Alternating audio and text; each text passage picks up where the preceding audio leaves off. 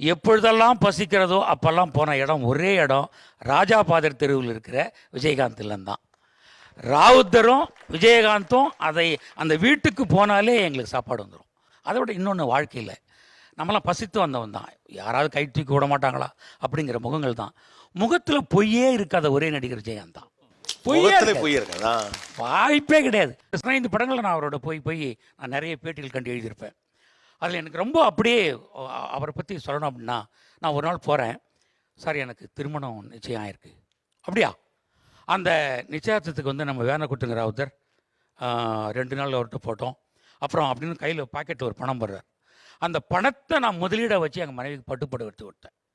நான் செய்தி தான் சொன்னேன், அவர் அடுத்த நொடி கொடுத்தார். இதை நான் எம்ஜிஆரை பார்த்தேன். ஒரு தானும் வளர வேண்டும், தன்னோடு இருப்பவர்களும் வர வேண்டும் நினைத்த ஒரே மனிதன் என்பதால் தான் இன்று உலகம் தழுவிய மக்கள்